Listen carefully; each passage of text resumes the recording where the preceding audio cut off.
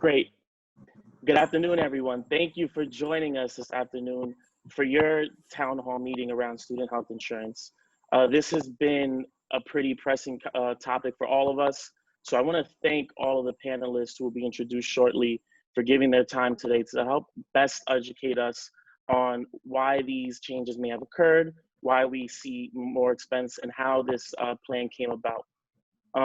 Before we get into that, I want to introduce one of the people who've been vital in making sure that this town hall came together. Our new advisor for the Graduate Student Senate, our Vice Chancellor, David Gingerella. Thank you, Dan, and welcome everyone. We're delighted to be here. We're delighted that you've been able to find the time to join us here at this town hall. It is being recorded so that your peers that won't be able to join us today will be able to pick up on this later on. So, and I'm also delighted to be your new advisor to the Graduate Student Senate. Interested in this covert type of environment and how we're going to go forward. But hey, we're going to try the first one, right, with the drive-in movie theater that we're going to have on campus, which is one of the first events. So even in this environment, we're all trying to move forward. It's my distinct pleasure to introduce the person that's going to be coordinating today's meeting, Vice Chancellor Shannon Finning. Shannon is probably familiar to most of you, but you're going to see a different a part of her skill set. She is someone that has done this many times on town halls through Zoom, and she runs an outstanding meeting. She's an outstanding colleague, and I can tell you from someone sitting on the cabinet, she is as strong of an advocate for students and graduate students that I have ever worked with. Her life revolves around making sure that the students have the best experience that they can, and we're all delighted that she's going to be able to, she's with us and that she's going to run this meeting. So Shannon, I'll let you take it from here.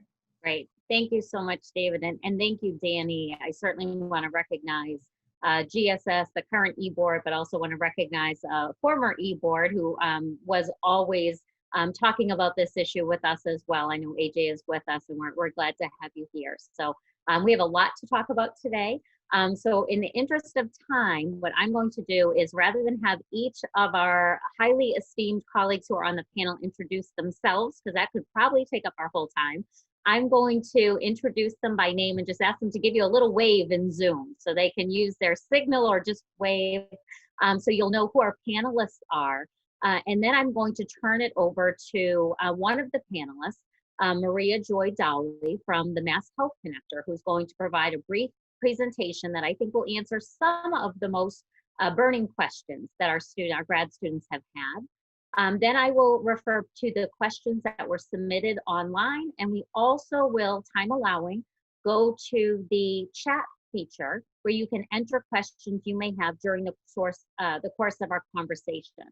I'll close out at 1:55, ask Danny to make any final comments, and then tell you about next steps, because if there are outstanding questions, I know that Danny, as well as the others of us here at UMass Dartmouth campus, want to make sure that we answer those for you. So just to give you an idea of what the next hour, about an hour, is going to look like. So with us today on our panel, you just heard from David Gingerella, our Vice Chancellor for Administration and Finance and CFO, and the GSS advisor, important for you all to know. Also, Dr. Marianne Sullivan, who's the Director of Student Health Services. Hi, Marianne. We also have Andrew Russell, who's the Senior Assistant Vice President of Operations and Associate Treasurer at our UMass System President's Office. We have Matt Gorskiewicz, I hope I'm getting that right, Matt, Associate Vice President for Administration and Finance at the President's Office. We have Christine Packard, who is the Director of Enterprise Risk Management at the System President's Office. We also have Josh Tucker, who's an insurance analyst in the University Treasurer's Office. And last but not least, the person who's going to kick us off with a brief presentation is Maria Joy Dowley from the Mass Health Connector. So Maria, thank you so much. And if you want to, you have permission to share your screen and walk us through the presentation. Thank you. Okay, great. Thanks, Shannon, and good afternoon, everyone. One moment while I pull up the slides. Okay, well, thank you all on behalf of the Massachusetts Health Connector for having us here today to walk through this presentation. I should note too that I'm also joined by Michael Canella. You'll see him somewhere on your screen, so he may be here to support any questions or follow-up that we might be able to share. So a brief background on what we'll be sharing today. We wanted to provide you all with the history of the SHIP requirement in the state of Massachusetts, and then also share some history about the student health insurance renewal specific to the public colleges and universities in the Commonwealth. So we'll provide a summary of procurement and recent renewals to date, also discuss the recent request for information that we put out to the market around this time last year, share some information about medical loss ratios and recent rates, as well as trends in SHIP enrollment, and also compare plan designs. And then lastly, we wanted to touch briefly, given the situation that we're all in right now, just wanted to talk briefly about how the SHIP requirement and the COVID-19 pandemic interact as it relates to remote learning. So some background on student health insurance, or SHIP, in Massachusetts. So Massachusetts has required students enrolled in higher ed to be covered by a health insurance plan since 1989, and this was one of the nation's first individual mandates. So every school, both public and private, fully insured or self students and is not part of the merged, so individual and small employer group market. Students were able to enroll in Mass Health or coverage through the Health Connector. Mass Health is the state's Medicaid program, instead of taking the school's SHIP. So the SHIP enrollment was declining since that time. Colleges and universities are required to let students waive SHIP if they have subsidized coverage through the Health Connector, which you probably know, but the Health Connector is our Medicaid program. And assistance program. This was a program started in conjunction with Mass Health and the Health Connector, and that program allowed students who were enrolled in Mass Health to remain enrolled in Mass Health, but also enroll in their school SHIP. But for a few reasons, that program concluded at the end of academic year 1920. And the Health Connector kind of has a dual role in the SHIP space. We act as the entity that procures of the student health,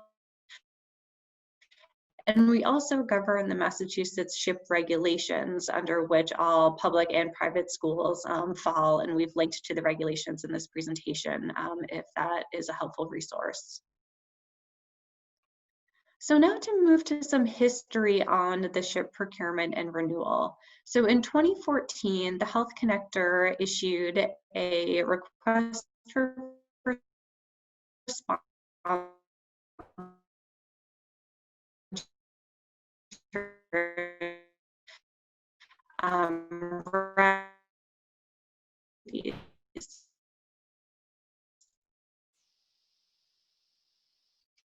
for all participating schools, carry college and university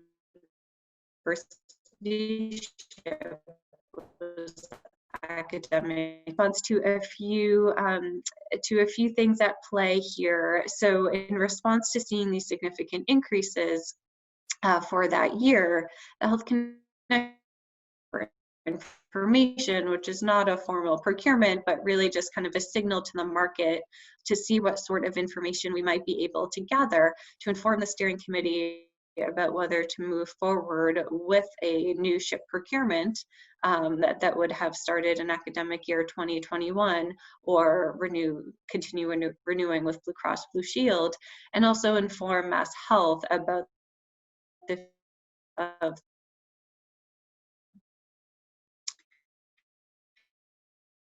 RFI. We encourage respondents plan design and covered benefits at either a similar premium, or encourage kind of creative responses such as different risk pooling, or if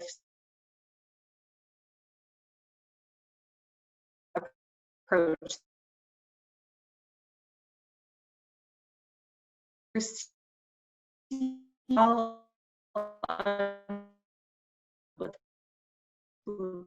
the SHIP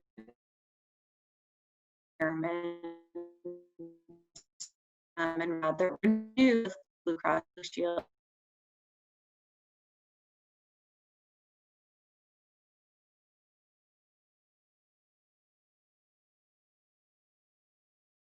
Decided that not only would to release the formal RFR, would yield something, a worse product than currently have with Blue Cross Blue Shield by a significant amount. So after receiving the proposed rates and decided to sunset the program at the end of academic year 1920. So the rates that you see for academic year 2021 reflect only the students who are not in the PA program, so students who are not in Mass Health. For academic year 2021, most segments, with the exception of the community colleges, went back to those renewal increases below 10% that we had been seeing in prior years. And the schools had also asked Blue Cross Blue Shield to model rate increases with different combinations of students pooled together or with different cost sharing designs, but ultimately decided to proceed with the existing arrangements. So before we talk a little bit more about the rates, we wanted to discuss medical loss ratios, which is really the key driver behind the premium increases that you see. So the MLRs to date from the SHIP plans have not shown that the plans have not been a profitable line of business for Blue Cross Blue Shield to date. And medical loss ratio is the percent of premium that an insurer spends paying healthcare claims. So the average MLR going into academic year 1920, which was used when Blue Cross was developing their rates for 2021, was about 150% for all students, and then looking underneath PA program, and 86% for students not in the SHIP PA program. And insurers generally target an MLR kind of in the low 80s, because it means that after they pay all of the health insurance claims that they need to pay, they also need to have money left over for administrative expenses and that sort of thing. So those numbers are pretty significantly off from what a target MLR would be. And after Mass Health made the decision to sunset the PA program, as I mentioned, the AY 2021 rates were developed using only the non-PA students. So that's what you see in the table below.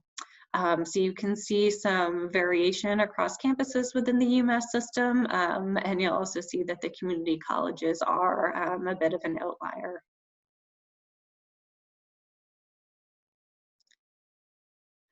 So this table compares the academic year 2021 rates compared to the prior year, so you can see the increases there. And you know, if you compare this table to the MLR table in the previous slide, you can see that the two generally align. You know, where the MLR is higher, the associated rate increase is generally higher. And just a note for those of you who aren't familiar, UMass Amherst is not included here, is not included in the procurement because they are self-funded, so they're not part of the Health Connectors process.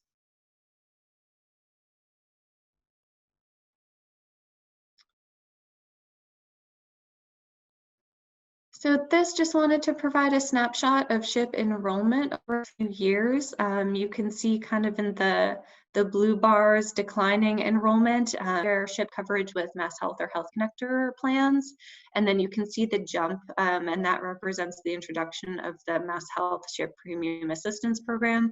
And then you can see that starting to decline again as the years go by.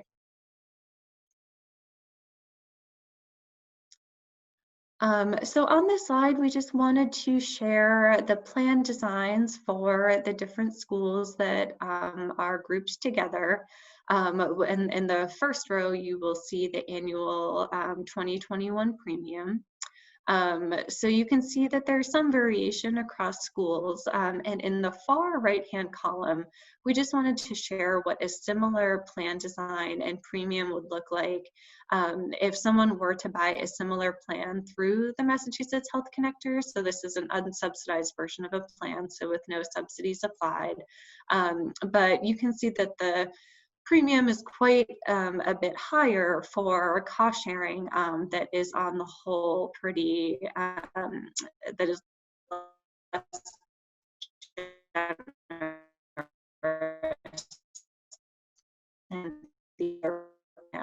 and we chose a Blue Cross plan as a comparison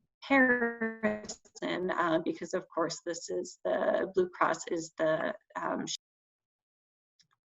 And lastly, we just wanted to touch briefly on remote learning and COVID as it relates to the SHIP requirement.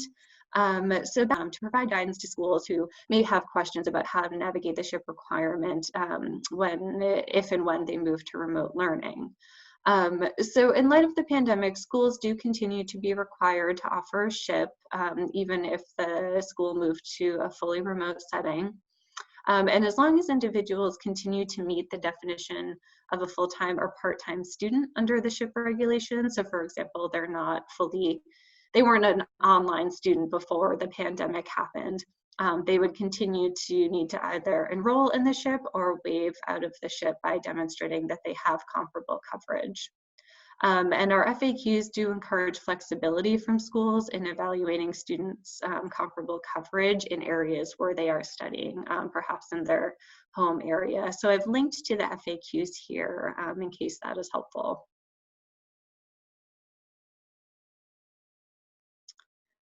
So that concludes the information that we had prepared.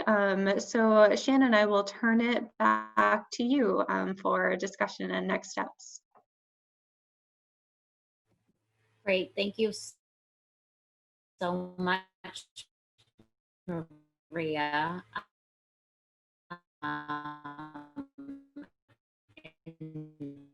Thank you all. We can probably, if you would unshare your screen, just that'll give us the best chance. I think we're on 2 screens of people, but it's always nice to see faces when folks are able to be identified via an online form. So I'm going to pose those questions first. I think there are some repeats, so I'll try to do my best to weed those out as we go through. Are logged in or doesn't come up, you are welcome. We invite you to type that into the chat, and then I will go through and read those questions in the order they're received. I will try to the best of my ability to identify who I think is the best panelist to answer some of the questions, but I always want to encourage any or all of the panelists to jump in if you have something to add, because all of you have lots of different experience and expertise that I'm sure can add value to our conversation. Shannon, before you jump into the questions, I just had wanted to recognize, I noticed that Kristen Devine and Liz Bonomi are also on the call. They're representatives from the University Health Plans, which is the administrator for the Dartmouth student health insurance plans.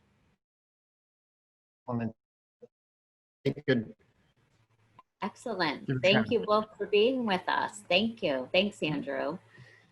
Okay, so let me dive into the questions that we had received earlier. So the first question is, why aren't international students allowed to take a different plan, a Blue I think Blue Cross Blue Shield, which includes dental and eye care benefits. So I'm not sure if that would be Andrew or Maria or someone from your team, just in terms of that steering committee that you talked about around making decisions, requests for information, if that's ever been considered the inclusion of vision or dental. So I can just refer to, we have not looked at, I mean, our primary goal and objective and mission has really been on the health insurance program and meeting the requirements of that state mandate. So our focus truly has been on making sure we have the key components of health insurance, including, you know, responsible coverage with prescription coverage and so on. So no, we haven't, as a committee, looked at, you know, specifically at things like dental plans or eye care. Thank you. Mary Ann. If I just might add, there is an option that students have to enroll in a dental and eye plan option through the school's health insurance. Excellent. So making sure that folks are aware of that. I think that question comes up more than once here. So maybe we can make sure that GSS makes that available. Thanks, Shannon. Maria, I did you was want to add just something? going to add, you know, I recognize that of course the plan doesn't cover eyeglasses or contact lenses, but it does cover, I believe, one annual eye exam, either once every 12 months or once every 24. I'm just getting off the top of my head. So just want to make sure that understand that that benefit is available. It just have the wraparound of lenses or. Excellent. Thank you. And if I could just jump in quickly and just let students know that if they are interested in one of the voluntary dental or vision plans that are offered, they should refer to the University Health Plans website, which is www.universityhealthplans.com. And under the UMass Dartmouth page, there's a navigation menu on the left-hand side. Under optional plans, you'll see a link for voluntary dental and vision options. There is an extended deadline and it is still open now. So if anyone wants to refer to that, they certainly can. Excellent. Liz, typing the address into the chat so that way students might be able to. Danny definitely did. Okay, awesome. Thank you. All right, so the next question I think is an easily answered one, probably by David, Gingerella, and Mary Ann.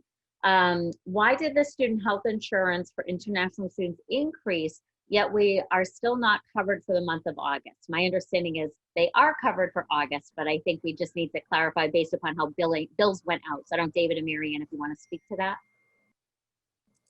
Mary Ann, I'll defer to you. I'm glad to pick up after we deal with the bill, but yes, you're right.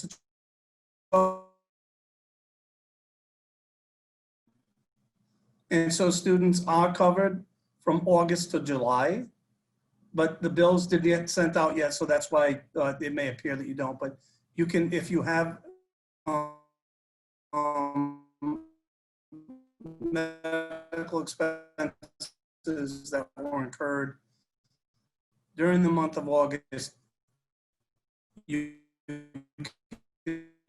submit them for You got that reimbursement. perfectly right, There was a lot of commentary, and I think we certainly are mindful of the cost of the plans. And I think Maria did a nice job of laying out how costs are calculated, how we go out into the marketplace. But we recognize, all of us having been graduate students and having this plan, when you're being paid as a TA or RA, how significant that out-of-pocket can feel in terms of the insurance. But there are very real reasons, as Maria detailed, around the challenges there. So I'm going to try to sort through. We just talked about one part of the questions was about the dental or eye, which I think was covered, and thank you, Liz, for the additional information. One of the questions that I think might be helpful, and perhaps this is for Andrew and Maria again, is has there ever been consideration of offering more than one plan for students to select from versus one? So if a student doesn't need as robust a plan as what's being offered, has that ever been considered by the steering group?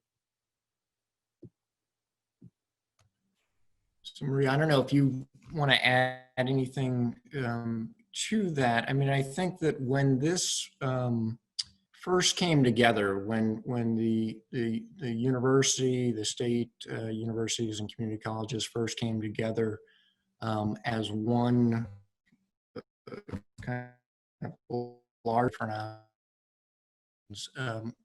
you know, we looked at, could we all come together under one plan?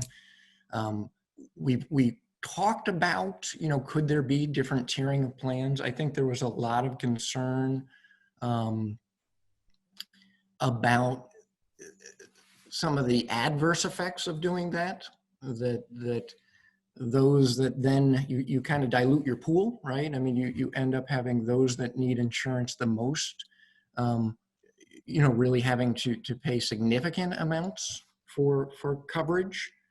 So you lose your ability to, as a larger group, go and procure, you know, a competitive rate for really quality, you know, responsible coverage for the entire, you know, population you're looking to insure. Yeah, I think that's exactly right, Andrew. I don't have a lot to add. I was not working on this team when this initial procurement took place, but it is my understanding, you know, that as Andrew suggested, as you kind of split your pools and you dilute it, you decrease enrollment, and so that can increase your costs on the other side of things. So it, at least this time around, was not something that the group was interested in pursuing. Thank you both.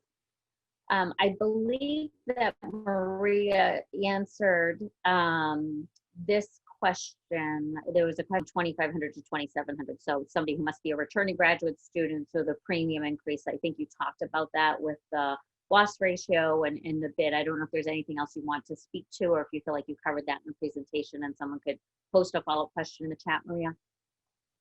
Sure, thanks, Shannon. I think I pretty much covered it, although welcome any other feedback from your colleagues.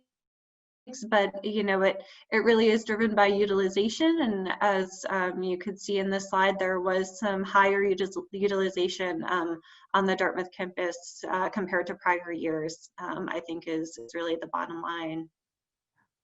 Thank you.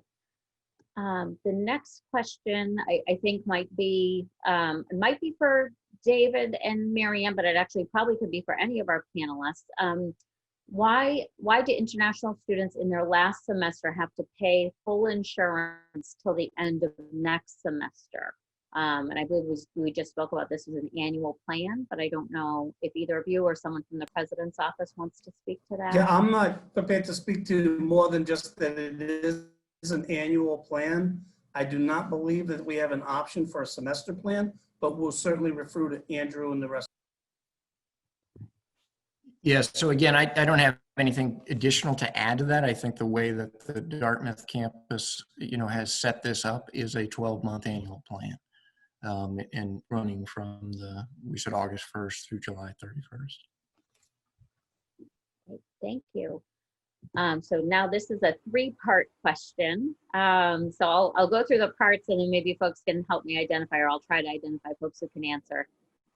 So the first question is there any state or federal US law that states that an international student can take health insurance only from the quote university, i.e. that the student cannot take health insurance on their own from any provider they like who covers health coverage in the US? And I believe, Maria, you spoke to that to some degree in your presentation. So maybe I'll just stop in terms of the state. You gave the historical perspective of how this came to be. Is there anything you'd like to add in terms of the requirement in Massachusetts? I can start, and then I don't know if someone from the UMass Dartmouth campus would like to continue, but the requirement, so the mandate is that all students who are at least 75% of a course load of full-time coursework have to either enroll in the SHIP or have comparable coverage.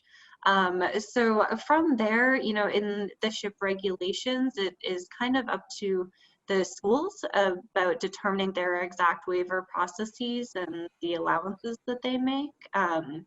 So I don't know if at this point it would make sense for me to hand it over to Andrew and Marianne to talk about Dartmouth's process in particular. Sure. Thank you. Yeah, and to Marianne, the policy is, I think that it's less about legal requirement as opposed to the policy that the campus has instituted in terms of international students and what is required. And so ever since I've been employed at the university, the requirement has always been that the international students could not waive the school's health insurance, so that they were provided with adequate coverage that covered them locally in the area. We've had a number of international students who come to us with chronic medical conditions, and so the coordination of care for those students needed a broad-based care provider network, not only locally, but also in the Boston area, especially for some specialty arrangements. And so that has always been the policy set forth on campus to provide that adequate coverage to our international students.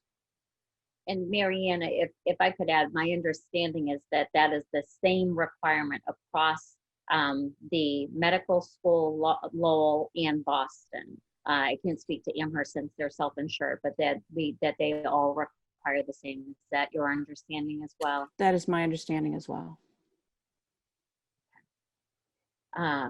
So the next part of the question is, if there's no such law, why is the rule enforced on international students? And I think, Marianne, you just spoke in particular to why we have done that. And then if it's still enforced without a state or federal law, they asked, can we challenge the rule legally? I think what we would want to do is to go back and speak with our colleagues at our sister campuses in terms of that decision making, to make sure, and so we could review to understand, was there any policy or guidance in particular from our board or others around that. So I think we could take that as a follow-up item. The next question is, I think, has been answered. So it talked about dental and eye checking, the increases for this semester, and kind of trying to understand that. So I'm going to move to the next one. Somebody's saying that the cost is too heavy, so not a question, I think more of a statement. And then someone wanted to know the reasons for the health insurance increases, which I think we have talked about. And the last initially submitted question was the difference between Blue Cross Blue Shield Student Blue PPO 8065 offered by UMass Dartmouth and Blue Care Elect Preferred 80 offered by UMass Lowell.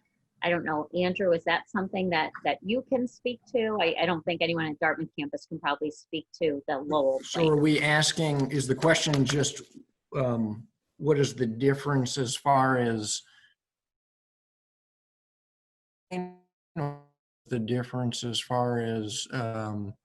the premium? It just says different. Okay, so unfortunately. The key piece that Maria had shared, she shared a couple of slides that I think speak to it. One is the comparison of plan designs. So you'd see that really the UMass Lowell, UMass Boston, and UMass Dartmouth all share a similar design as far as the plan, benefits, and structure, co-payments, deductibles. So this is this has been a process initially, actually early on in our work with even pre-Health Connector, that each campus had its own plan design, right? Each with different deductibles and different benefits. And so that's one of the things that over the years we've worked on, is to come together and have similar plan designs for all three of the Boston, Dartmouth, Lowell campuses. We still are as separate plans. And so that gets back to what Maria talked about in terms of the utilization of the plan and the medical loss ratio. So because we have 3 separate plans, the utilization and that medical loss ratio are playing a role, a significant role in determining what that annual premium or what that increase might be year over year. So, you know, as an example too, you know that in I want to say, and Maria, you can correct me, right, but I think starting in academic year 16-17, there was a stretch of 3 years where medical loss ratio and utilization was such that there was no increase in plan. It maintained a flat level and a 0% increase over those 3 years. Maria, did you want to add something? No, I just that is correct, and you know, I think so. It remained flat over a few years, and then there was a jump, and I think that was related to, that was the first year when we really saw the increase in claims associated with the students in the premium assistance program. And so that was kind of the year that we saw significant increases, which I think was 2 years back. And then for this year, based on only the non-premium assistance population, the increase did come down. But as we've talked about, you know, the MLR for the Dartmouth campus was still higher than we might have expected. So that's why, you know, we're kind of not back down to that flat, no change where we were in prior years. It's worth noting even too that as I was looking at, you know, some of the numbers and the premium, especially for this current renewal, the 2021, looking across the plans that are under the Health Connector, under this procurement that is led by the Health Connector. If you exclude the medical school, because they have a very, it's a different population, right? It's a medical, so designed there and in a certain, similar medical universe are the premium, the highest was right in the middle. So just worth noting. Dave. And just to follow up on that, and thank you. And I know this is not what everyone learned, and I appreciate that you're taking you receive as you're here. But what I do need you to realize is that even though it is expensive to you, and we absolutely understand that it is expensive to you as a graduate student, as insurance for what it covers, it's actually very inexpensive. For the amount of coverages, as we noted, our students are using it. If they weren't using it, the rates would come down. That it is comprehensive. It covers, you know, emergency rooms to hospital visits to prescriptions, a whole array of program. In fact, it's certainly, it's most likely, I mean, as you could compare it, better than the programs that full-time staff stay by it. So I just want you to be aware of the fact that we know that this is not something that is easy for you to pay, but it is a comprehensive program. It is it's not minimum insurance. It is a absolute comprehensive insurance plan. Thank you, David. And forgive me because some of these questions were coming up as I was referring to the Google form. So I'm going between two. So I think some of these questions came in earlier in the chat and maybe have been addressed, but I don't want to miss anything. There was a statement about what is offered from the Dental Blue. It says pediatric essential benefits. So I think that was what Liz had referred to as the optional plan.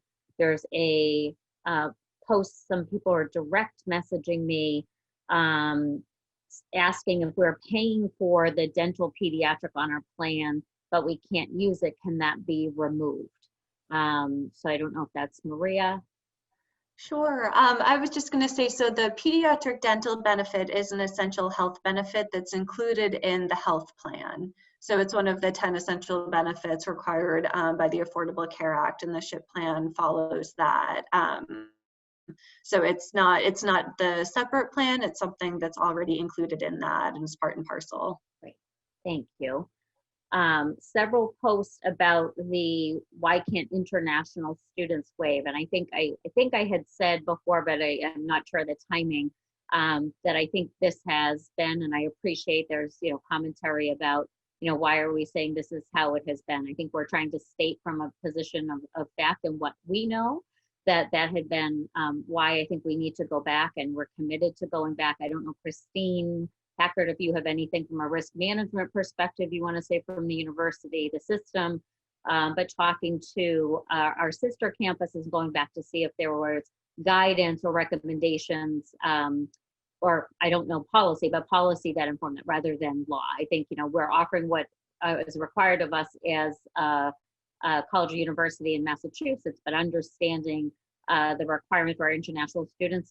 You've heard from us, and we will do our follow-up, but I think that there's follow-up, unless Christine, I think I saw a slight head nod no, but I want to check. Okay. Just want to be sure. So we will follow up on that with you all, to Danny and the e-board. So let me slide down a little bit here. Voluntary people posted the link. This question I think is from Maria. Are international students enrolled in within the UMass system able to apply for coverage through the Mass Health Connector? Sure, yes, I would say anyone is certainly able to apply. It really depends on individual student circumstances in terms of what they might be eligible for, in terms of any possible subsidies, or if they would end up being able to select from a different selection of plans without subsidies. But I can share, if helpful, the Health Connector's website, if anyone would be interested. It's mahealthconnector.org. And you can find more information there. Okay. Shannon, can I also just jump in quickly? I saw something, and I think we touched base, Esther. There is an option to submit a spring term request at that time if back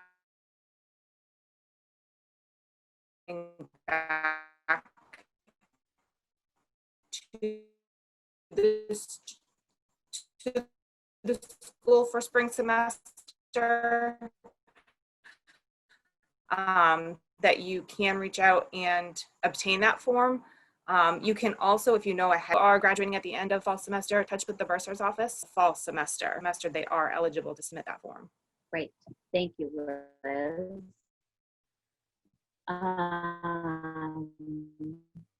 So let's see, I'm trying to make sure I'm not missing anything here.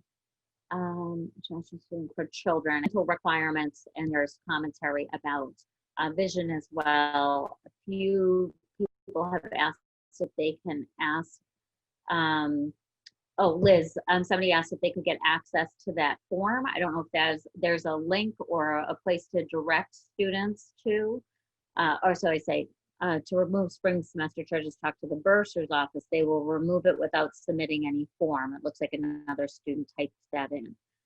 So there are 2 students I can call on you by name, and I can unmute you asking to speak to. I want to make sure that we're honoring our time. So we have about 7 minutes before I want to hand. I'm going to unmute AJ Vincelli first. I will move to Blandine and then to Yuokona. I'm not sure. I want to make sure I get your name correctly, but let me do AJ first. And if you could say your full name, that would be very helpful. So AJ, if you would unmute. Unmute, yes, thank you. My full name is AJ Vincelli, and thank you for hosting this. We have 12 minutes left in this extremely important call. So I've spoken with many folks on the panel, and many of I'd like to propose a solution. I'd like to talk about where do we go from here? What change can we make? The dialogue has been great, but I'd like to propose a solution. I think the reason that international students cannot waive, truly, there is no state or federal law that says that international students cannot waive and must take the universal health insurance. I believe the reason that it's always been done this way is because that's what's easiest. I think it would be extremely difficult for international students to submit, hundreds of requests to waive, each with hundreds of different types of insurance that they have gone on Google to find. And I think that's truly the barrier here to getting students, international students, to be able to waive the domestic students. And by the way, that looks an awful lot like discrimination. That looks awful. So what I'd like to propose is that the students get together and identify 1 to 3 alternative health insurance plans that do meet all state, federal, and university requirements. And indeed, we've already begun doing this, and I'm sorry to say, or rather I'm happy to say, we have identified several insurances that are much cheaper. And by the way, yes, they are the minimum, because we only have $760 per month total take home. I'd like to say that again. We have $760 total take home at UMass Dartmouth as graduate students. I love a fancy plan. We can't afford food or rent, so we need a minimum option. So put that on the burden of the students. Let us figure that out. Let us all go Googling. Let us all find that. Let us get together. Let us get together with the Graduate Student Senate. Let's have a Graduate Student Senate vote. In fact, we could even have the other university, the sisters colleges, get in on that conversation as well. Let us identify 1 to 3 alternative plans that meet requirements, approach university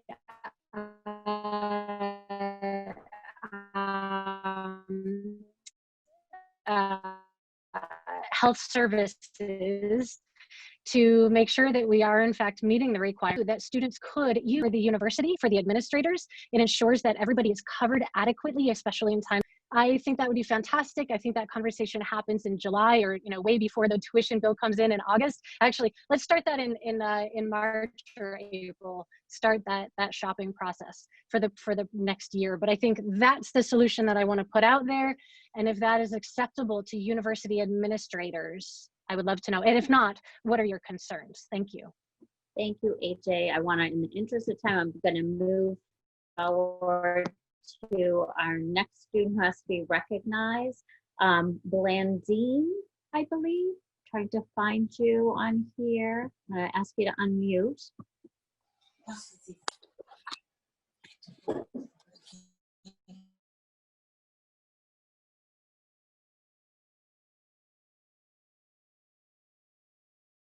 Hi. Hello. Good morning. My name is Blandine. And good afternoon. It's 1:52 p.m. My name is Blandine, and first question I'd like to ask is why we are being charged, especially for international students that are graduating, a year's worth of insurance and not 3 months. Comments in the chat in terms of how it's an annual plan, but if you would like to request, if you're finishing in December, how you can contact the bursar's office to have that charge removed. Is there something else? Yeah, secondly,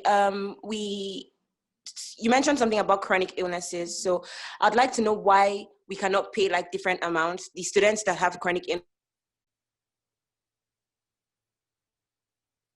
Blandine, you've cut out.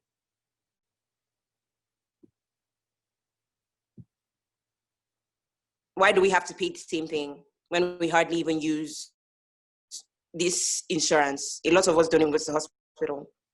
So we just pay all that money for nothing, honestly. Okay. So yeah. I'm not sure if you joined us later in the conversation that was covered earlier, and I know this has been recorded and will be posted in terms of why and how there was information shared by both and Maria. So I'm going to encourage you to go back just in the interest of time. And because I want to allow one more student to speak before I turn it over to Danny. So the last student, and I'm going to have to ask for help because I want to make, and there's not a last name, K-O-N. Would you please help me with your pronunciation so I'll know it for next time? Hi, it's Uyokun. Thank you. Hi, yeah, so I wanted to kind of touch base on the pediatric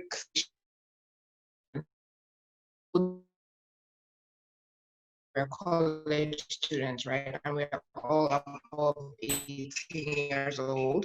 So I don't understand why, this is the best plan, quote unquote, for us to be paying for when it has these dental and vision coverage just for like pediatrics, right? Children. And a lot of us do need this. This is something that, we'd like to get our teeth checked, our vision checked, and it's actually something that's valuable to us, but then it doesn't cover adults. For me, that's, I understand. I like to hear that for why best plan. So I believe you one of the affordable, anything else? It's really are considered essential the SHIP plan that the SHIP plan follows. So I think we've spoken about all of the panelists and all of our students to have 48 people here midday, Annie and Enoch and the rest of your committee for getting this together and pulling this together to make this happen. So I want to turn this back over to your GSS president, Dana Figueroa, to close out and talk about next steps. So thank you all. Thank you to the panelists for helping us understand the health insurance system a bit more. This is obviously an ongoing concern here for the graduate students at UMass Dartmouth. So we hope to have continued conversations with the university, with our administration on how we can bring some more action and relief to our students. What I will like to say is that we created an ad hoc committee around student health insurance. So Avishkar Sawant, our senator from the College of Engineering, is working closely with students. This is an actual group that will be incorporative of students. So anyone who's interested in getting involved and having some more voices on how we can make some good effectuated change, please feel free to reach out to the GSS or to Avishkar directly. I want to thank again all of our panelists and all of the attendees, the students in particular, for attending and for asking these incredible questions. We will follow up and post this video as well as the questions that were asked online on our GSS website. So without further ado, I will conclude this event. I will remind everyone to please join us this afternoon for our Women in STEM event, Bridging the Gap. That's at 4:30. So obviously we had finite time. We will work some more on getting some more resolve for everyone. But I want to thank you again, thank the panelists, thank our representatives from the President's Office, and of course our Vice Chancellor Finning for guiding this conversation and making this as impactful as we possibly can. So thank you, everyone. Thank you, everyone. Thank you. Be safe.